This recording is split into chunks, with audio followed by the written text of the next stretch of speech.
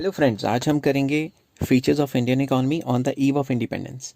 पुराना जो क्वेश्चन हमने किया था कि कॉलोनियल एक्सप्लॉयटेशन कैसे हुई, कि ब्रिटिश रूल के अंदर उन्होंने हमें एक्सप्लॉयट कैसे किया। इस क्वेश्चन में हम डिस्कस करेंगे कि हमारी इकोनॉमी की क्या हालत थी जब हमने आज़ादी हासिल की। ठीक है, तो ये जो इंट्रोडक्शन मैं लिख रहा हूँ ये आगे आने वाले 3-4 क्वेश्चनों में इस्तेमाल होगी, चाहे वो क्वेश्चन हो कि एग्रीकल्चर के टाइम पे क्या हालत थी, चाहे इंडस्ट्री के टाइम पे क्या हालत थी, चाहे अलग अलग मतलब एग्रीकल्चर कैसा था इंडिपेंडेंस के टाइम पे या इंडस्ट्री कैसी थी। ये सारी जो क्वेश्चन इंडिपेंडेंस वाले आएंगे आपको कि इंडिपेंडेंस के टाइम पे ओवरऑल किस किस सेक्टर की क्या हालत थी, उसमें ये इंट्रोडक्शन सेम रहने वाली है।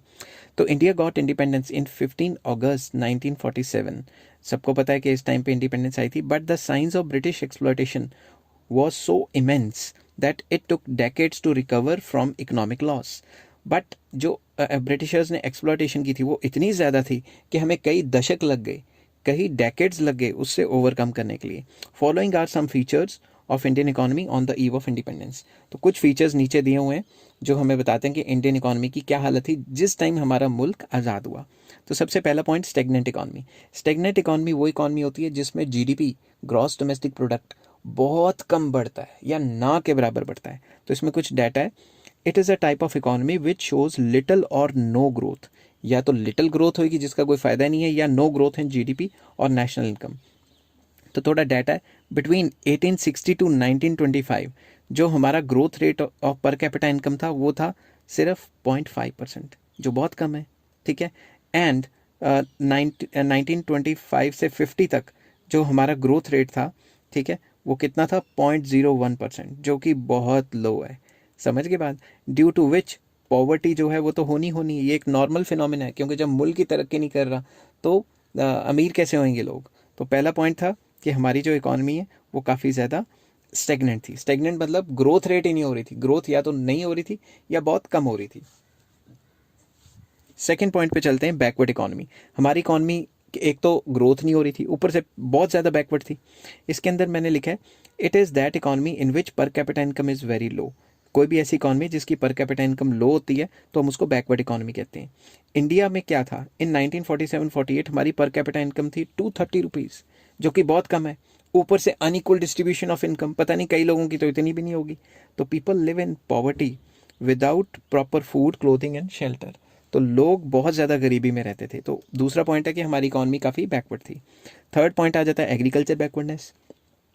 इसमें 72% लोग वर एंगेज इन एग्रीकल्चर। एग्रीकल्चर में सिर्फ नहीं, बहुत ज़्यादा 72% इंडिया की पॉपुलेशन एग्रीकल्चर में थी। और काम कितना करते थे, जीडीपी का 50%। इससे पता लगता है कि 1% लोग 1% भी काम नहीं करते थे। मतलब प्रोडक्टिविटी और एफिशिएंसी का तो बैंड बजा हुआ था। मतलब प्रोडक्टिविटी और एफिशिएंसी काफ़ी ज़्यादा लो थी एग्रीकल्चर में। Food grains production was बेयरली enough for subsistence. Food grains की इतनी प्रोडक्शन भी नहीं होती थी कि हमारे कंट्री के लोगों के लिए ही पूरा पड़ जाए। That is in 1947-48 it was only 527 lakh ton, जो कि बहुत कम थी उस हिसाब से। ठीक है, नेक्स्ट आ जाता है इंडस्ट्रियल बैकवर्डनेस। इंडस्ट्री काफ़ी ज़्यादा बैकवर्ड थी। क्यों? Lack of basic and heavy industries. हमारी कंट्री में बेसिक और हैवी इंडस्ट्रीज तो बिल्कुल थी ही नहीं। Basically no production of machines. हमारे यहाँ मशीन्स प्रोड्यूस ही नहीं होती थी, बाहर से मंगवाई जाती थी। Britishers through their policies destroyed small scale and cottage industries. उन्होंने small scale and cottage industries का तो बैंड बजा दिया था, ऐसी की तैसी कर दी थी। तो हमारे तो यहाँ इंडस्ट्रीज थी ही नहीं।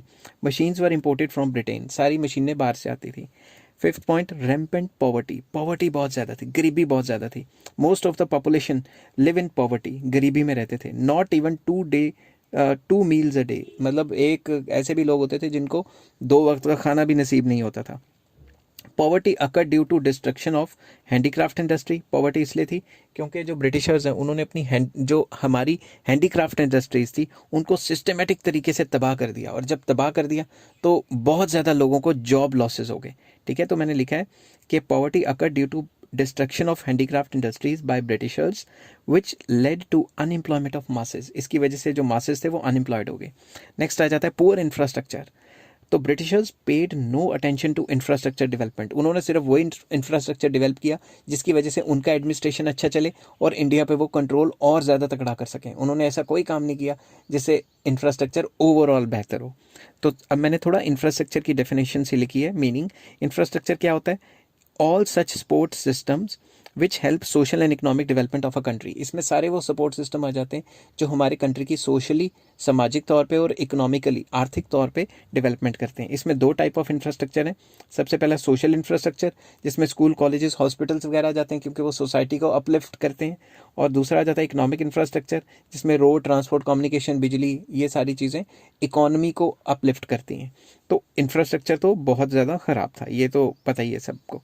इन 1948 पावर जनरेशन, बिजली की जो जनरेशन है was very low, that is 2100 megawatt, जो कि आजकल मेरे ख्याल से एक दो सिटीज़ की मिला लें तो इससे ज़्यादा हो जाएगी। And length of railway lines was 53596 kilometres and पक्का रोड्स वॉज 155,000 किलोमीटर, जो हमारे कंट्री के हिसाब से बहुत कम है। नेक्स्ट आ जाता है हैवी डिपेंडेंस ऑन इम्पोर्ट्स। सारा का सारा माल बाहर से आता था, ठीक है ना। For production India was importing all types of machines, मशीनें बाहर से आती थी और इक्विपमेंट्स भी सारे बाहर से आते थे।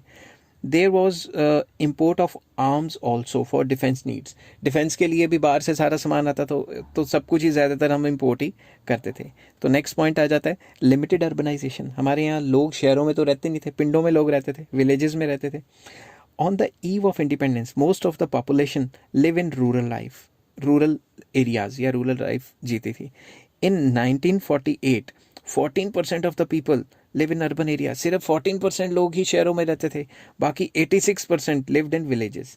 86% villages में रहते थे। Rural population lacked opportunities outside agriculture, और 86% लोग पिंडों में, villages में रहते थे, और उन लोगों के पास एग्रीकल्चर को छोड़ के, एग्रीकल्चर के अलावा और कोई काम नहीं था, और एग्रीकल्चर का तो बेड़ा गर्क हुआ पड़ा था, इसलिए गरीबी बहुत ज़्यादा थी।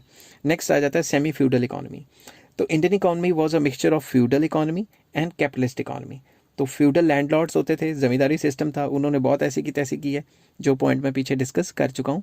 तो स्ट्रक्चर मैं फिर से लाइन पढ़ता हूँ ये वाली, कि feudal structure led to low productivity and backwardness.